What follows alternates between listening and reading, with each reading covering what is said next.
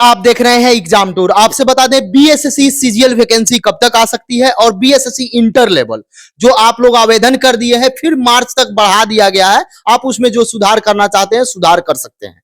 एक बात और बता दें, जो विद्यार्थी सुधार नहीं किए हैं अभी भी कर लें, यदि कहीं कोई गलती है अगर जाकर देख लें फिर से एडिट कर लें।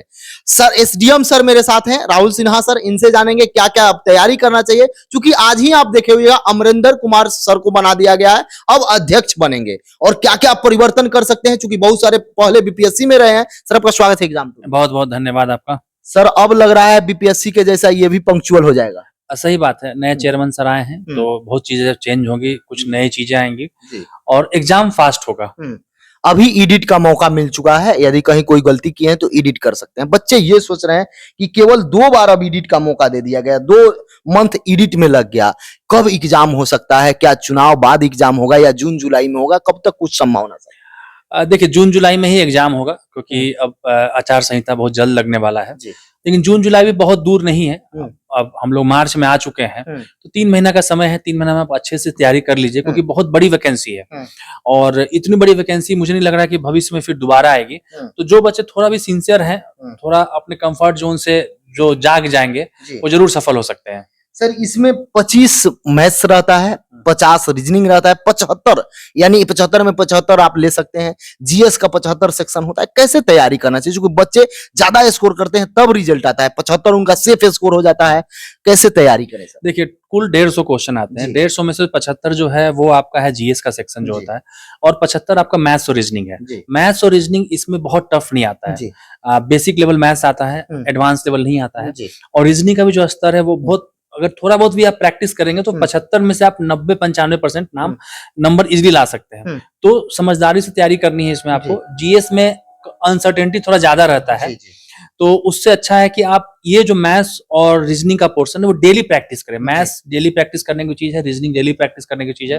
और मैथ्स रीजनिंग मैं भी पढ़ाता हूँ, क्योंकि मेरा फेवरेट सब्जेक्ट है मैथ्स और रीजनिंग। तो अपने जो चैनल है एसडीएम राहुल सिन्हा, उस पर मैं मैथ्स फ्री में पढ़ाता हूँ, रीजनिंग फ्री में पढ़ाता हूँ और जहां तक जीके जीएस की बात है उसके लिए भी हम लोग अपने चैनल पे मैं जल्द ही फ्री में क्लासेस शुरू करने वाला हूँ और पूरा कोर्स को हम लोग एक तरीके से फ्री में भी उस पे करेंगे। बीएसएससी सीजीएल और बीएसएससी इंटर लेवल, हाँ बीएसएससी सीजीएल और बीएसएससी इंटर लेवल दोनों के लिए फ्री में क्लासेस, जैसे मैं अभी दरोगा के लिए और टीचर के लिए चला रहा हूँ वैसे उसके लिए भी स्टार्ट करने वाले हैं। सर इसमें साइंस 25 प्रश्न रहते हैं साइंस से, और उसमें देखें तो बायो से ज्यादा प्रश्न पूछा जाता है। सर साइंस के लिए क्या करना चाहिए बच्चों को? देखिए साइंस जो है थोड़ा सा, अगर आप नॉन साइंस के स्टूडेंट है तो थोड़ा टफ हो जाता है। उसके लिए बेस्ट बुक है ल्यूसेंट की किताब आती है साइंस की, एक बार आप उसको थॉरोली पढ़ लें तो आपका बीएसएससी लेवल का जो है वो तैयार हो जाता है। सर इसमें बच्चे क्या करते हैं, चूंकि 150 प्रश्न रहता है, 150 प्रश्न को अटेम्प्ट करना रहता है, यदि सेट प्रैक्टिस नहीं करेंगे, अच्छा से नहीं तैयारी करेंगे तो वहां जाकर एग्जाम के प्रेशर में 150 का 150 प्रश्न देख नहीं पाते हैं समय को लेकर। इसमें निगेटिव भी है, लेकिन निगेटिव थोड़ा सा कम है, सब लोग अच्छा अटेम्प्ट करते हैं। सर क्या करना चाहिए ताकि आपका स्कोर बढ़ते रहे? देखिए सबसे बड़ी बात है कि आपको प्रैक्टिस जरूर करना है। बहुत सारे बच्चों को मैं देखता हूँ किताब पढ़ते रहते हैं, वहां पढ़ने का टेस्ट नहीं है। पहली बात आप क्लियरली अपने दिमाग में इस चीज को बैठा लीजिए कि अगर साइकिल चलाने का कंपटीशन है और आप साइकिल की किताब पढ़ रहे हैं तो क्या आप जीतेंगे? नहीं जीतेंगे। वैसे ही एग्जाम के साथ भी है, ये जो एग्जाम है ये क्वेश्चन सॉल्व करने का एग्जाम है, ये स्पीड का एग्जाम है, कितनी जल्दी आप क्वेश्चन सॉल्व कर सकते हैं वो आपका इंप्रूव होगा। डेली आप कम से कम 2 या 3 प्रैक्टिस पेपर सॉल्व करें और इंपॉर्टेंट जो क्वेश्चंस है उसकी एक संभावित लिस्ट बनाएं, उसके थ्रू आप रिवीजन करें। ये नहीं कि सिर्फ किताब के पन्ने पलटे जा रहे हैं, समझ में आ रहा है चाहे नहीं आ रहा है। तो उसके लिए जो मेरी स्ट्रेटजी रहेगी कि आप अगर दिन में 10 घंटे पढ़ते हैं तो कम से कम 6 से 7 घंटे आप क्वेश्चन प्रैक्टिस करें और 3 घंटे ही पढ़ें। मतलब 70% प्रैक्टिस पर, 70% प्रैक्टिस करत करत अभ्यास से ही सिल पर भरत निशान है। तो वही अभ्यास करते करते ही आपका जो स्तर है वो धीरे धीरे बढ़ेगा। मेरा सिलेक्शन भी ऐसे ही हुआ था।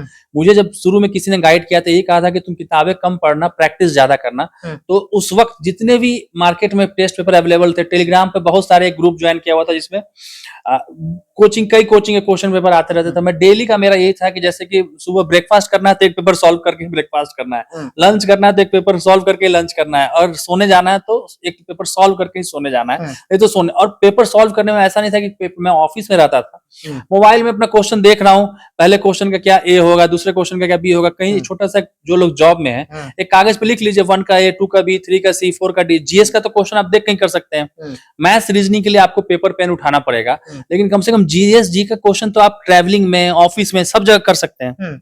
सर विविध से भी 5 से 7 प्रश्न आ जाते हैं, नए नए किताब जो आते हैं उससे भी रहता है, पुराना किताब के लेखक के बारे में पूछा जाता है, राज राजधानी, बहुत सारा प्रश्न होता है। करंट अफेयर भी महत्वपूर्ण भूमिका निभाता है। करंट अफेयर जो पुराना हो जाता है वहीं विविध चला जाता है। सर इसको कैसे बच्चे मैनेज करेंगे? देखिए, इसके लिए आप डेली जो करंट अफेयर्स होता है उसको न्यूज़पेपर के माध्यम से या किसी भी यूट्यूब चैनल या किसी भी टेलीग्राम ग्रुप से एक जगह से आप रिलीजियसली फॉलो करें। इसमें मैंने देखा है बच्चे ना हर तरफ एक आधा वहां देख लिया, आधा यहाँ देख लिया, जिसपे भी आपको ट्रस्ट है, भरोसा है कि ये यूट्यूब चैनल वाले जो है अच्छा करंट अफेयर कराते हैं, तो डेली का डेली करंट अफेयर पढ़िए, उससे आपके दिमाग में लेयर बनता है करंट अफेयर का। आप चाहते हैं कि मैं एक बार जाके एग्जाम से पहले एक मैगजीन उठाऊं और पूरे साल भर का करंट अफेयर पढ़ लूं, तो हमारे दिमाग की कैपेसिटी उतना नहीं रट पाएंगे हम लोग। तो इसके लिए आप डेली करंट अफेयर का पढ़ना शुरू करें, और एग्जाम से पहले ऑफ कोर्स कोई भी जो समरी वाली किताब आती है करंट अफेयर्स की उसको देख लेंगे, तब आपका जो दिमाग में जो है डॉट्स कनेक्ट हो जाएगा, तो आपके दिमाग में रहेगा। और जो विविध की बात आपने की वो सही में विविध होता है, उस पे कोई भी आदमी मास्टरी नहीं कर सकता है, तो वो एरिया आपको उसको टारगेट करने के लिए आपको पूरी जहान को, दुनिया जहान को टच करना पड़ेगा। इससे अच्छा है कि जो डे टू डे कोर्स में आप पढ़ रहे हैं वही करें। मैथ्स, रीजनिंग और जो स्टैटिक पोर्शन है उस पे आप अपनी मास्टरी हासिल करें, क्योंकि वहां आप 100% आउटपुट निकाल सकते हैं। आउटपुट निकाल सकते हैं।